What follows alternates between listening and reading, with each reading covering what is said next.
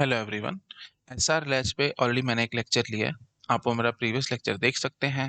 Basic basic concept मैंने clear किए थे आपको और बहुत अच्छे से समझाया था कि एसआर लैच को हम लोग नॉर गेट की हेल्प से बना सकते हैं, है ना। तो अच्छे से बोले तो क्रॉस कपल्ड नॉर गेट्स हमने लिए, जिसको हमने बोल दिया था एसआर लैच। ओके, क्यों एसआर लैच कहते हैं? ये क्यू होता था, ये क्यू बार होता था, this was S and this was R. ठीक है, तो इनपुट एस आर थे इसलिए हमने इसको एस आर लैच कहा था। एस का मतलब सेट, आर का मतलब रिसेट। ठीक है, तो हमने इसकी फंक्शन टेबल भी बना करके दिखाई थी, है ना। तो 0 0 0 1 1 0 1 1, ये जो मैं बना रहा हूँ this is function table. Okay, this is the function table of S R latch.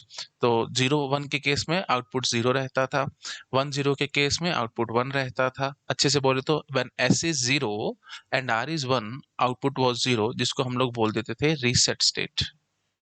ठीक है, and when S is 1 R is 0, तो मतलब सेट 1 है ना, तो आउटपुट हमारा 1 रहता था, जिसको हम लोग बोल देते थे सेट स्टेट। ठीक है, 0 0 में नो चेंज रहता था, जिसको हम मेमोरी भी बोल देते थे। तो जैसे हम ऐसे भी बोलते थे कि nth टाइम पे हमने इनपुट सप्लाई किए, n+1th टाइम पे हमारे पास आउटपुट मिला है, तो 0 0 के केस में क्या रहेगा? आउटपुट qn रहेगा। ठीक है, तो मतलब जिस टाइम पे हमने इनपुट दिए थे, जो आउटपुट रहा होगा उस टाइम पे, वही आउटपुट हमारा अब आया है। तो मतलब next output is same as the previous output. ठीक है, तो आई थिंक समझ पा रहे हो आप लोग, सब बातें मैंने प्रीवियस लेक्चर में करी थी। 1 1 के केस में हमने क्वेश्चन मार्क लगाया था।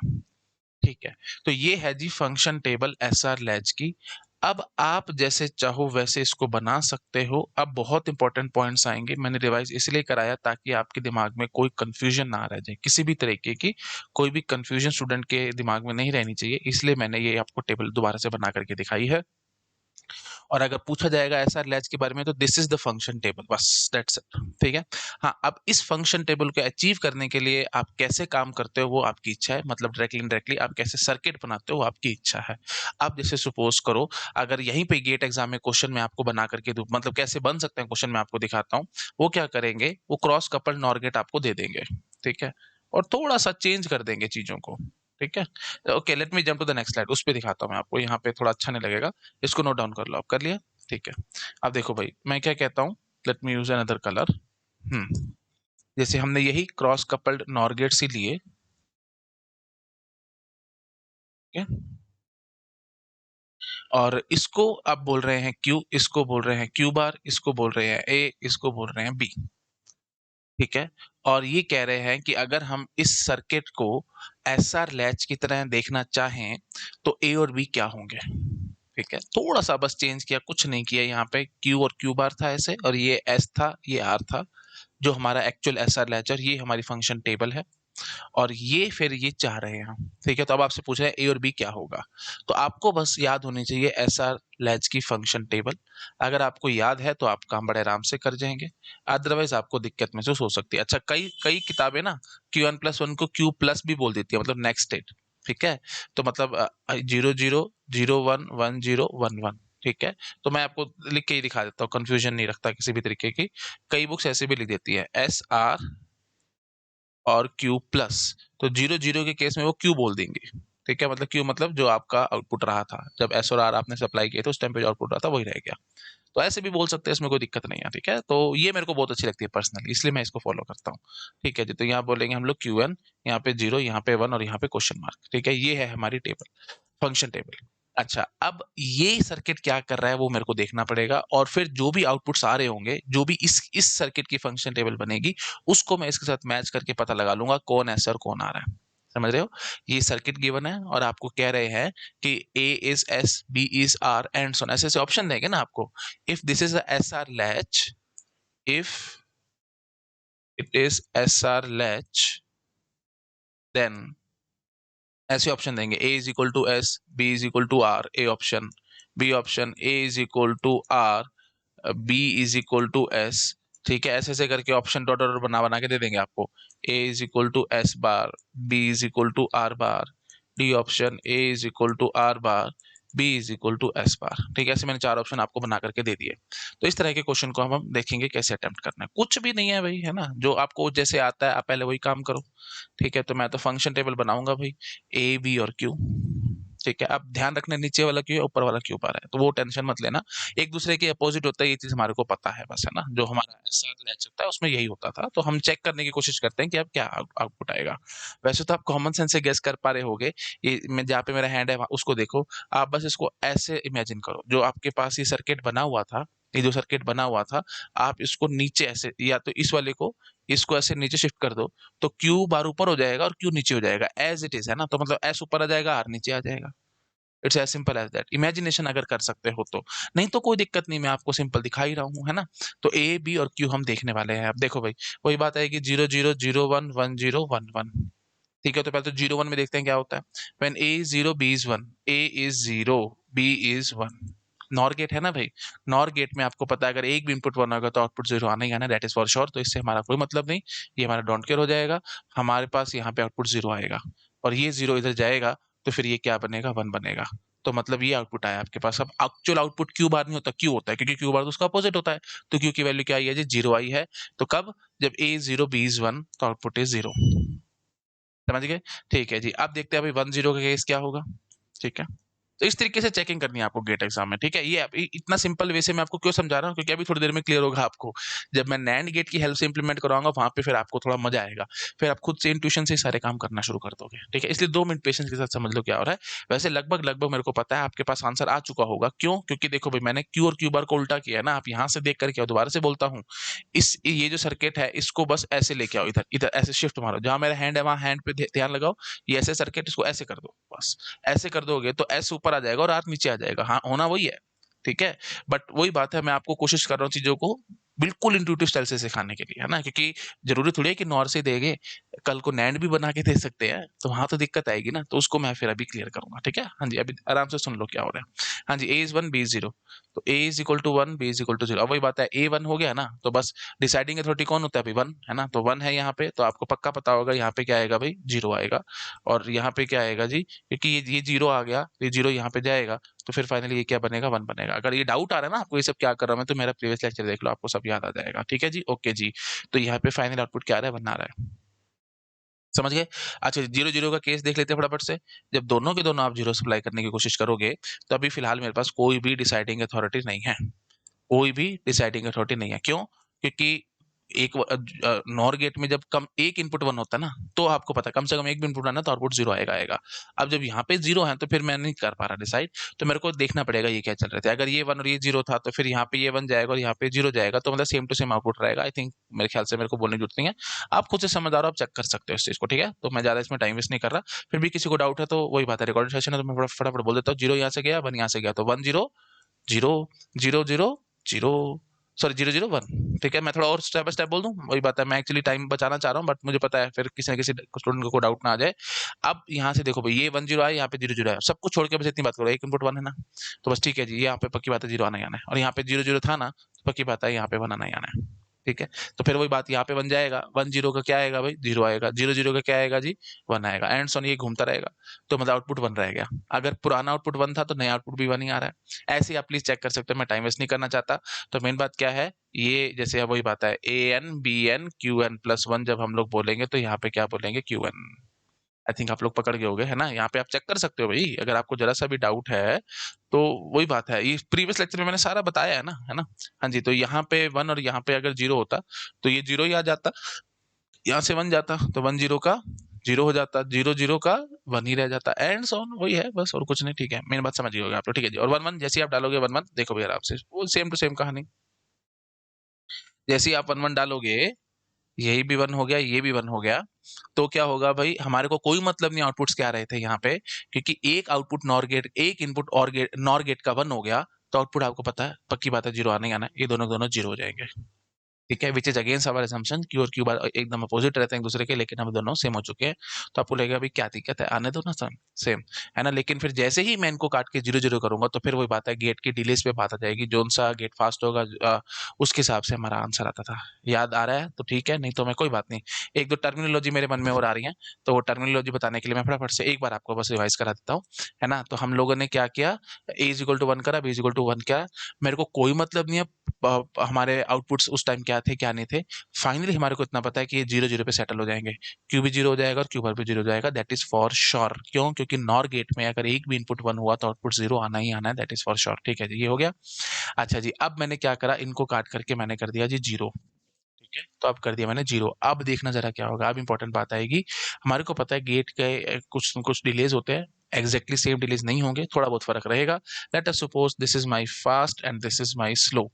तो क्या होगा जी, ये 0 यहाँ से आया होगा, ये भी 0 आया है, तो ये फास्ट था तो ये 1 बन गया, और यही 1 फटाफट से यहाँ जाएगा, और ये 0 1 के कारण यहाँ पे ये 0 फिक्स रहेगा।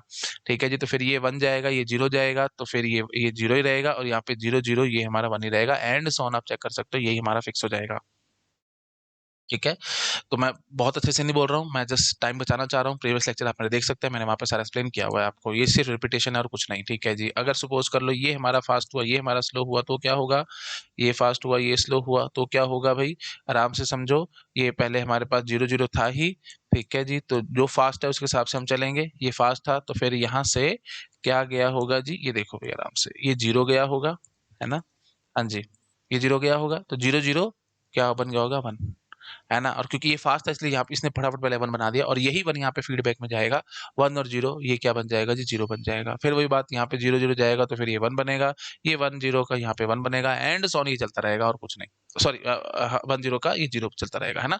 फिर यहाँ पे ये बात है, 0 0 जाएगा तो फिर यहाँ पे 1 बनेगा, और यहाँ पे 1 0 का 0 रहेगा, एंड सॉन। ठीक है, तो मतलब 1 फिक्स हो गया। तो मतलब मेन बात क्या है भाई, आउटपुट डिपेंड्स ऑन इनपुट्स पे डिपेंडेंट नहीं है ना।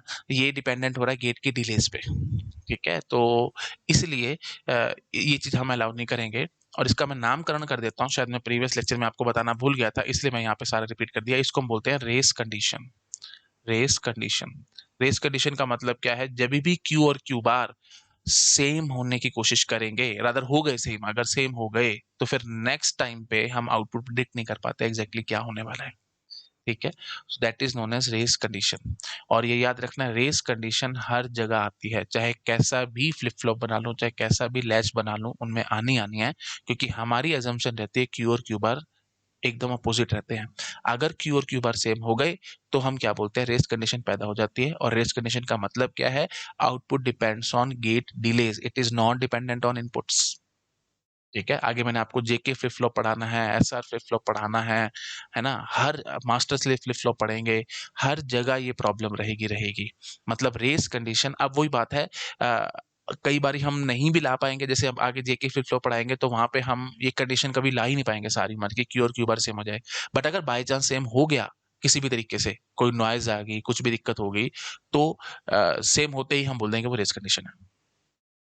आई थिंक क्लियर हो रहा होगा।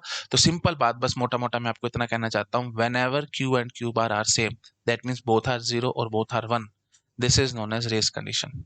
ठीक है, और वो रेस कंडीशन में होगा क्या, रेस कंडीशन में क्या होगा कि output depends on present in, output की dependency present input past output किसी चीज पे नहीं है, गेट के डिलेस पे डिपेंडेंसी है। आई थिंक समझ पा रहे होगा आप लोग मैं क्या करने की कोशिश कर रहा हूँ। तो रेस कंडीशन का मतलब क्या है, whenever Q and Q bar are same, ठीक है, दैट मीन्स इधर बोथ आर 0 और बोथ आर 1। और उसके बाद फिर हम लोग जब कोई नया आउटपुट नया इनपुट देंगे, तो फिर हम लोग नेक्स्ट आउटपुट क्या होगा वो हम प्रिडिक्ट नहीं कर पा रहे, वो डिपेंडेंट हो जाता है गेट के डिलेस पे। ठीक है, मतलब जोन सा फास्ट होगा उसके हिसाब से आउटपुट आएगा। मतलब आप ये समझ लो कि इन गेट्स के बीच में ना रेस लग रही है। ठीक है, तो जो जो भी फास्ट होगा ना उसके हिसाब से हमारा आउटपुट आएगा। ठीक है, इसलिए हम लोग बोलते हैं इसको रेस कंडीशन। समझ पा रहे हो? तो कहते तो मैं लिख देता हूँ। ठीक है, तो when ever when uh, when q and q bar are same, that is both are 0 और both are 1।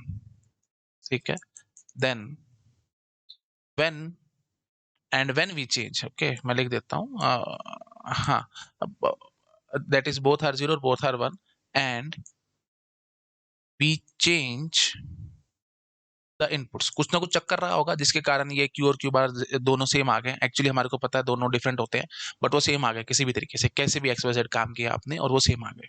ठीक है, हाँ जी, and we change the input, अब हमने इनपुट चेंज किया, and we change the input, okay, then out we can not predict the output, then we can't predict output. क्या exact output होगा वो मुझे नहीं पता, then we can't predict output. predict output. That is, it depends on gate delays.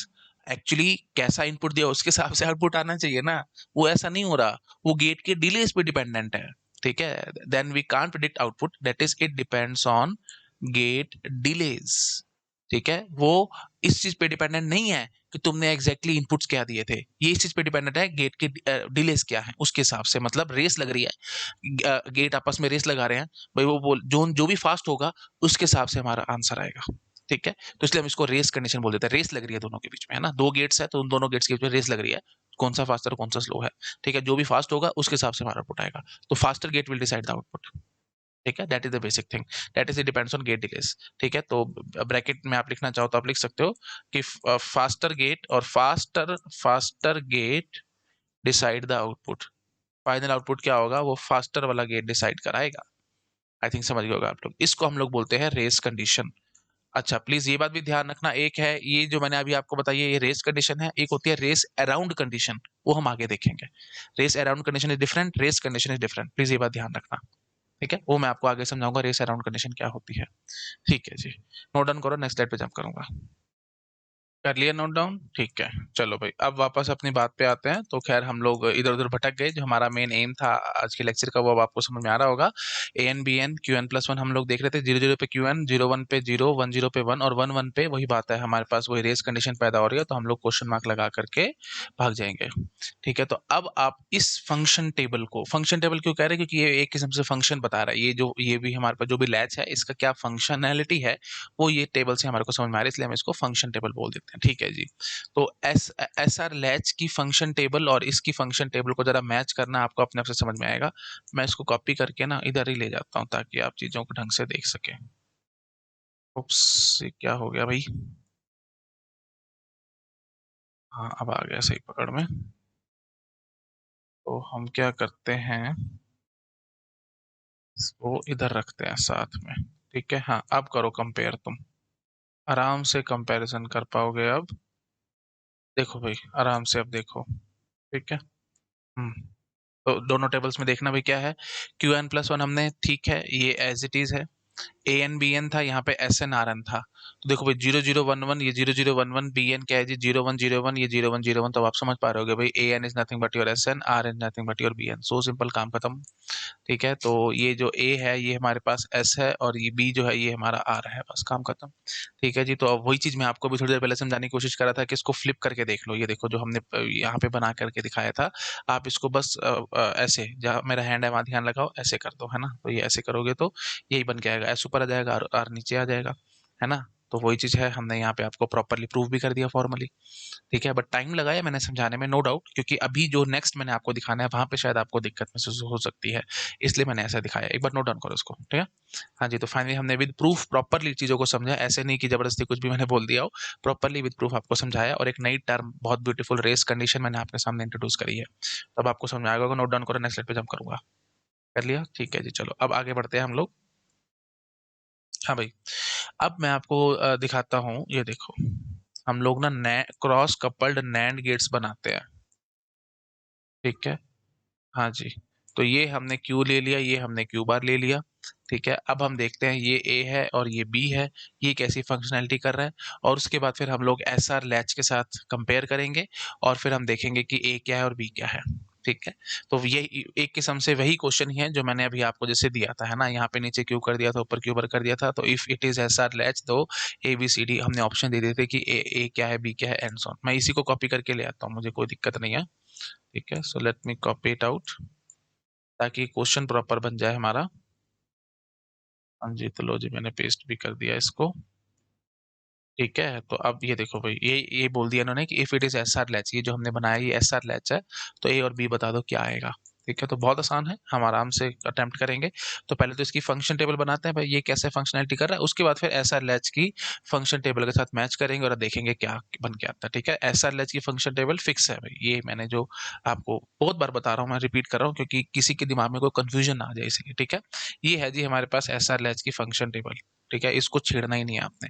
इसी function table को बस अब जो मैं अपना बनाऊंगा उसके साथ मैच कर लूंगा और देख लूंगा ए बी क्या आते हैं, ठीक है. समझ पा रहे हैं, जैसे अभी मैंने जैसे सॉल्व किया था बिल्कुल वैसे ही दोबारा से सॉल्व करना है. अप्रोच वही है भाई, है ना, अप्रोच वही है. तो चलो भाई स्टार्ट करते हैं फटाफट से. है ना। तो नैंड गेट है भाई, प्लीज ये ध्यान रखना, पहले नॉर थे अब नैंड लगा दिया मैंने, तो अभी क्रॉस कपल्ड नैंड गेट्स आएंगे, ठीक है। चलो जी शुरू हो जाओ, ए पकड़ते हैं, बी पकड़ते हैं और क्यू देखेंगे। 0 0 0 1 1 0 1 1, तो जो पहले आसान काम है वो करते हैं, 0 और 1 डाल के देखते हैं। ए is 0, B is 1।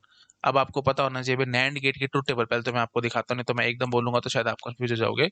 A B और A B bar, that is NAND ना, 0 0 0 1 1 0 1 1।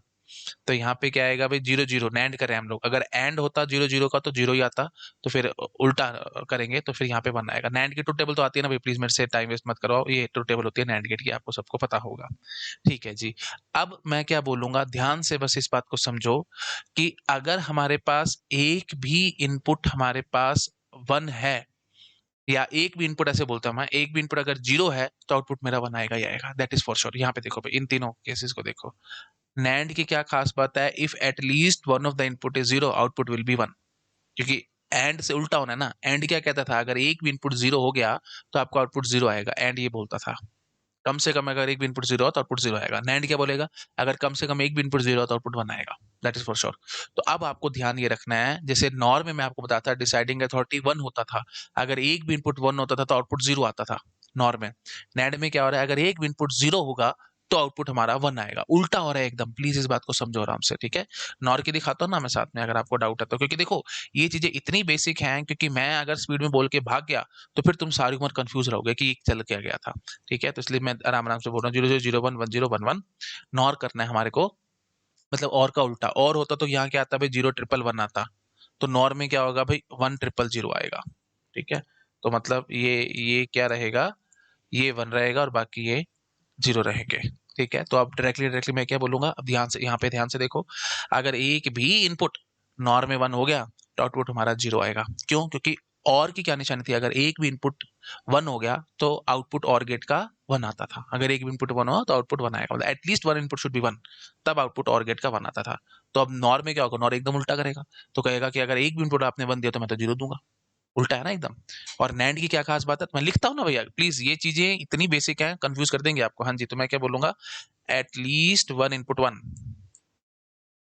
At least 1 input is 1, then output is 0। ये नॉर की कहानी है। नैंड क्या बोलता है, at least 1 input 0, then output is 1।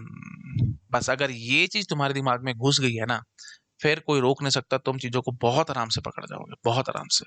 मैं बार बार बताता हूँ, सीक्वेंशियल सर्किट बड़े आसान है, अगर आपको चीजें ढंग से आती हैं तो, है ना, जो बेसिक बेसिक कंसेप्ट क्लियर है तो, नहीं तो फिर फंसोगे। तो सीक्वेंस अच्छे से पकड़ दो।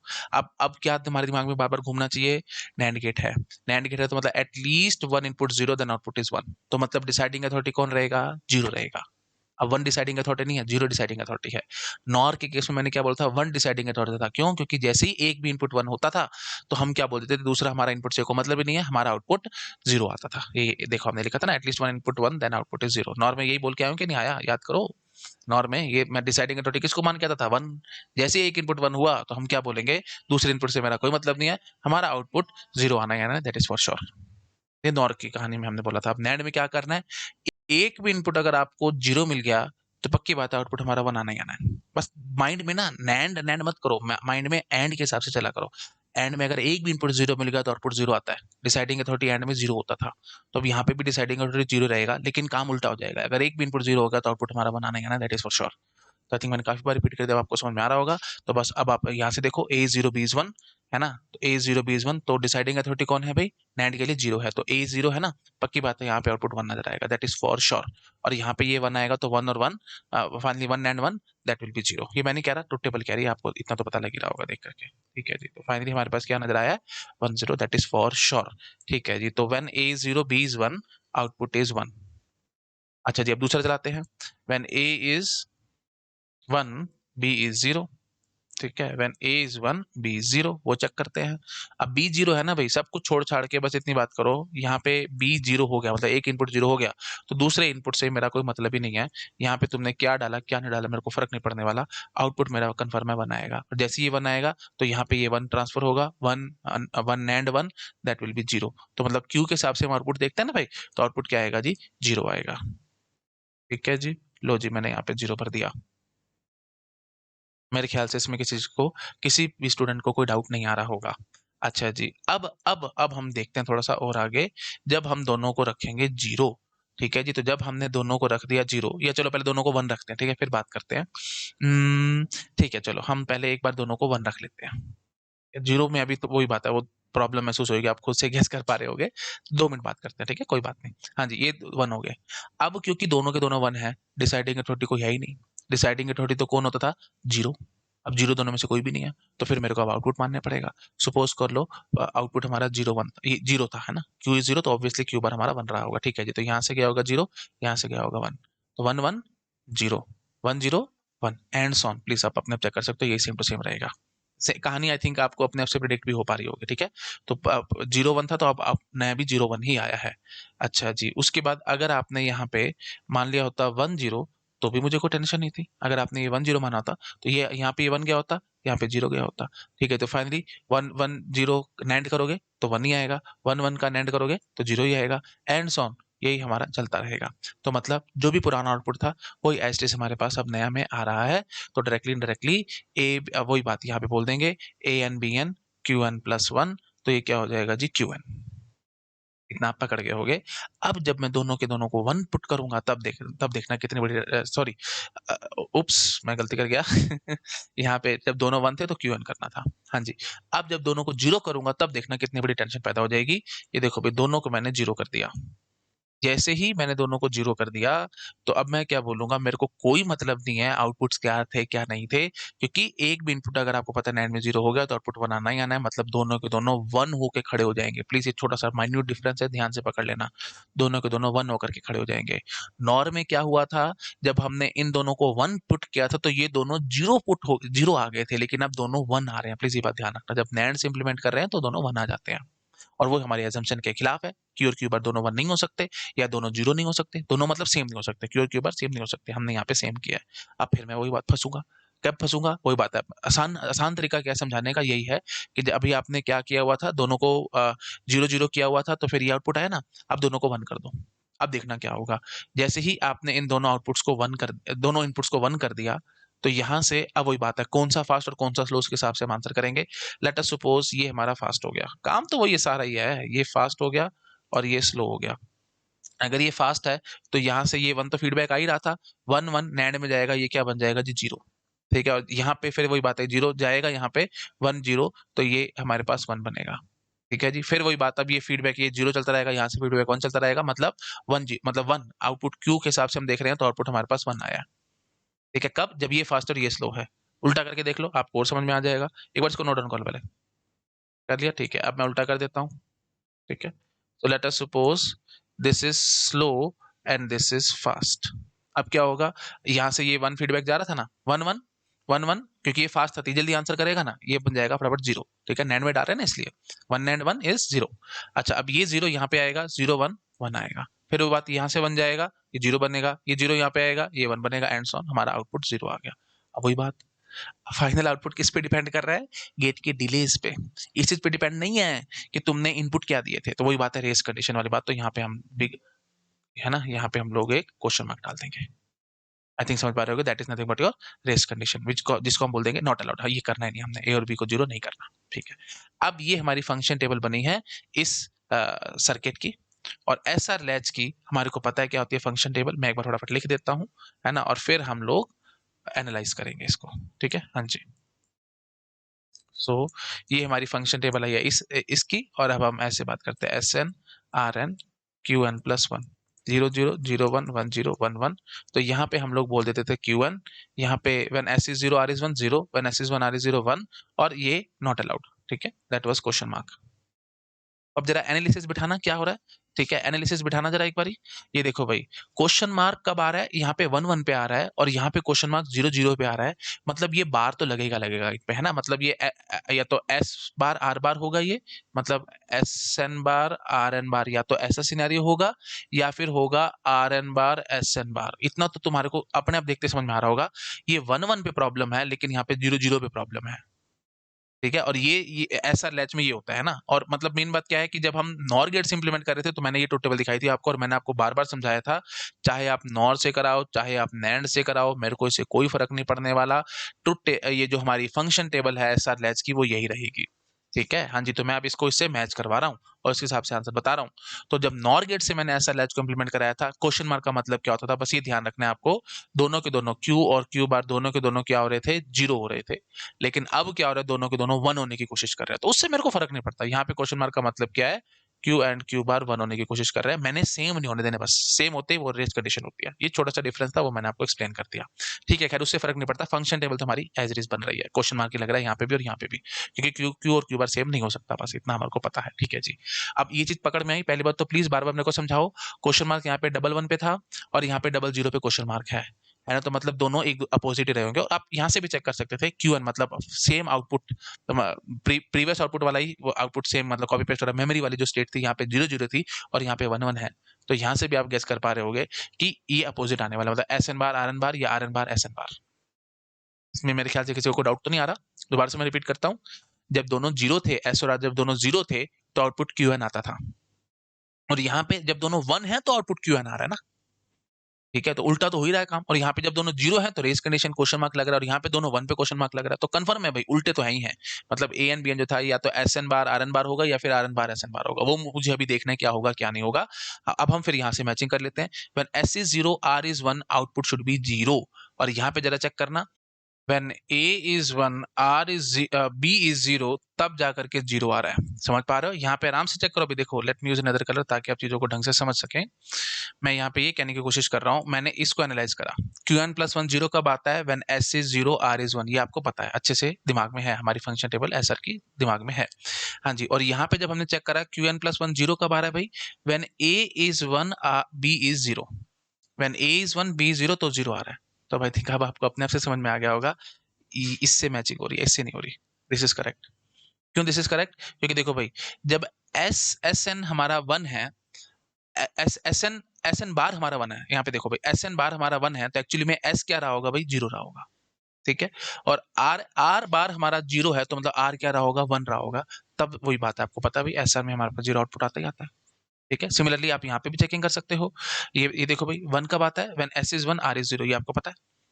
क्यू एन प्लस वन कब आता है भाई, when S is one R is zero. तो यहाँ पे चेकिंग करना, वन कब आ रहा है, when A is zero B is one. अब उल्टा करके देखना भाई, देखो अगर मैं इसको एस एन बार मानता हूँ, मतलब ये जो ए है वो हमारा एस एन बार है, तो एस एन बार हमारा जीरो आया है, एस एन बार जीरो आया, तो मतलब एक्चुअली एस एन क्या रहा होगा, वन रहा होगा। ठीक है, और आर एन बार हमारे पास वन है, तो मतलब एक्चुअली में आर क्या रहा होगा, आर हमारा जीरो रहा होगा। तो मतलब S is one R is zero, ध्यान से देखो आराम से, S is one R is zero, तो हमारा आउटपुट वन आता है, वो हमारे को पता ही था। तो बस मैचिंग होगी मेरी, इससे मैचिंग नहीं हुई।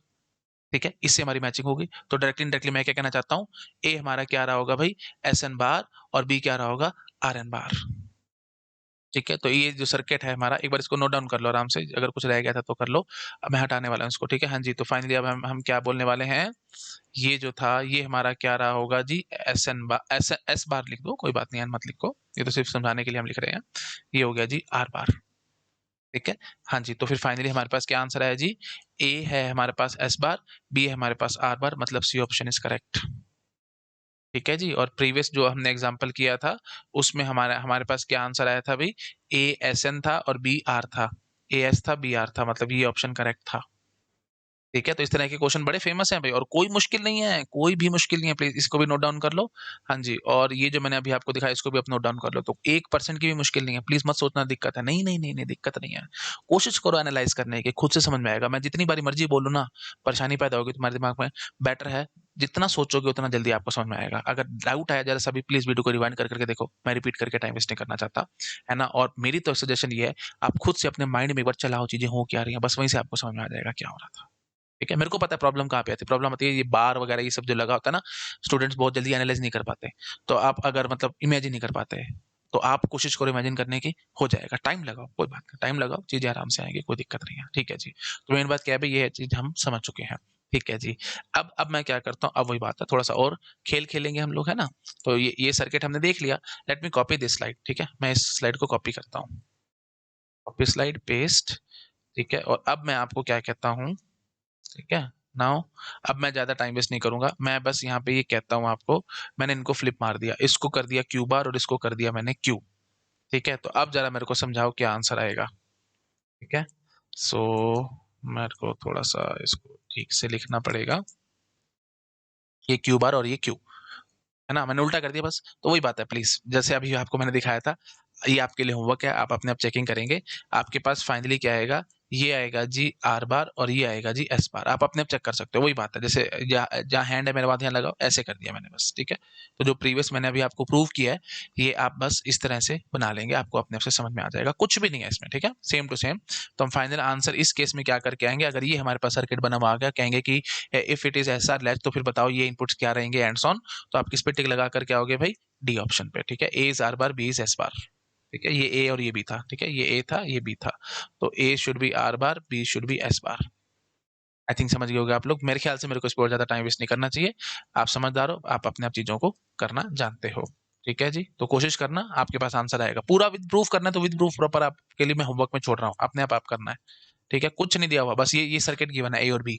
ठीक है, और यहाँ पे क्यू बार है, यहाँ पे क्यू है, तो दोबारा से सारा काम करो। ठीक है, दोबारा से सारी इसकी फंक्शन टेबल बनाओ, फंक्शन टेबल एज्यूम करो, और उसके बाद फिर आप एस आर की टेबल बनाओगे, या फंक्शन टेबल बनाओगे एस आर की, है ना, एस आर लैच की फंक्शन टेबल बनाओगे, और आपकी फंक्शन टेबल बनी हुई है। फंक्शन टेबल क्यों कहते हैं, क्योंकि फंक्शनलिटी डिफाइन कर रहा है इसकी, बस। ठीक है, हाँ जी, और फिर मैचिंग करना और आपके पास आंसर आएगा। ठीक है, तो वो प्रॉपर आपको काम करना है। तो स्टेप नंबर 1 में लिख देता हूँ अच्छे से, होमवर्क में दे रहा हूँ ना, रिकॉर्डेड सेशन है इसलिए मेरे को थोड़ा सा बोलना पड़ता है। स्टेप नंबर 1 क्या करना है, आपको फंक्शन टेबल बनानी है इसकी, function table of given latch बनाओगे आप। बनाने के बाद स्टेप नंबर 2 पे आओगे। स्टेप नंबर 2 में अब हम क्या करेंगे, फंक्शन टेबल बन चुकी है, अब हम इसको क्या करेंगे जी, compare it with function table of S R latch. ठीक है, उसके हिसाब से फिर आप डिसाइड कर लोगे क्या कौन एस बन रहा है और कौन आर बन रहा है, या एस बार आर बार जो भी बन रहा होगा वो आप देख सकते हो। डी ऑप्शन इज करेक्ट, मैंने आपको बता दिया है। ठीक है जी, तो यही काम आपको अपने आप से करके देखना है। और कॉमन सेंस से तो मैंने अभी आपको क्लियर कर ही दिया है कि हम फ्लिप मारेंगे तो आंसर आ जाएगा, बट ये फ्लिप मारने वाली बात तब है ना जब आपको ये चीज याद हो। अगर ये चीज आप भूले पड़े हुए पेपर में बैठे बैठे कि ये एस बार आर बार ऐसे होता था, ये चीज आपको याद नहीं है, तो फिर कैसे करोगे इस क्वेश्चन को अटेम्प्ट। तो मतलब लेवल 0 से स्टार्ट करना है ना, मतलब आपको कुछ नहीं पता, कुछ नहीं आता, कैसे स्टार्ट करना है। तो मैंने आपको तरीका समझा दिया। फंक्शन टेबल बनाओगे आप इस लैच की, जो भी लैच आपके पास गिवन है उसकी आप फंक्शन टेबल बनाओगे, और उसके बाद कंपेयर करोगे एस आर लैच की फंक्शन टेबल के साथ। फिर आपको पता लग जाएगा कौन ऐसा है कौन आ रहा है एंड सो ऑन, बस that's it. I think clear हो गया होगा सब लोगों को। That's it, that's all for today. ठीक है, तो ये लेक्चर आप आराम से देख सकते हैं, डाउट आया तो वीडियो को रिवाइंड कर करके देखो। थोड़ा सा आपको मुझे लगता है टिपिकल लग सकते हैं चीजें, बट आसान है, बहुत आसान है, ऐसी कोई दिक्कत नहीं है। थोड़ा थोड़ा स्टेप बाय स्टेप चलो, चीजों को समझो, करो, माइंड में बस अच्छे से फिट रहनी चाहिए चीजें। नॉर में क्या हो रहा है, नैंड में क्या हो रहा है एंड सो ऑन। ठीक है, नॉर में क्या होता है, अगर एक भी इनपुट 1 है तो आउटपुट हमारा 0 आना ही आना है। नैंड क्या बोलता है, अगर एक भी इनपुट 0 होगा तो आउटपुट मेरा 1 आना ही आना है। तो उस हिसाब से अगर चीजें आपके माइंड में फिट है तो आप बड़े आराम से आंसर करोगे, कोई दिक्कत वाली बात नहीं है। ठीक है, करो नोट डाउन। नेक्स्ट लेक्चर में हम और नई नई बातें करेंगे। ठीक है, okay, thank you so much, bye bye. Hello everyone, अगर आप लोगों को मेरा काम पसंद आ रहा है तो वीडियोस को लाइक करते रहा करो, चैनल को सब्सक्राइब किए बिना मत जाना, और अपने फ्रेंड्स के साथ शेयर जरूर करना। अगर आप मुझे फाइनेंशियली हेल्प करना चाहते हो तो डोनेशन का लिंक आपको डिस्क्रिप्शन में मिल जाएगा। आप जो भी अमाउंट डोनेट करना चाहो वो कर सकते हो। और अगर आप मेरा चैनल कंप्यूटर पे या पीसी पे देखते हैं तो ऊपर राइट कॉर्नर में आपको क्यूआर कोड दिख जाएगा, आप जो भी अमाउंट डोनेट करना चाहो वहां से भी कर सकते हो। यूपीआई आईडी ओपन हो जाएगी, मतलब यूपीआई आईडी है वो, आप किसी भी पेमेंट ऐप से पेटीएम या जो भी है आप स्कैन कर सकते हैं और मेरे को अमाउंट डोनेट कर सकते हैं। अब कई सारे स्टूडेंट्स के मन में आ सकता है कि सर आप डोनेशन के लिए क्यों कह रहे हो। इट्स जस्ट बिकॉज मेरा चैनल सिर्फ और सिर्फ डोनेशंस पे चलता है। ओके, मैं कोई पेड कोर्स नहीं चलाता, और मैं किसी भी स्टूडेंट से एक पैसा नहीं मांगता। ओके, मैं मेरा जो फिलॉसफी है वो बिल्कुल गुरु वाली है। जैसे पहले टाइम में इंडिया का जो कल्चर था वो यही था कि गुरु होते थे और शिष्य, तो शिष्य गुरु को जो भी देते थे गुरु सिर्फ गुरु दक्षिणा समझ के उसको रख लेते थे। तो बिल्कुल वैसे ही मैं चलता हूँ, आपको जो अमाउंट डोनेट करना है आप वो कर सकते हो, वो मेरे लिए सबसे सफिशिएंट है ना, मेरे को और उससे ऊपर कुछ नहीं चाहिए। ओके, ठीक है, चलो, thank you so much, bye bye.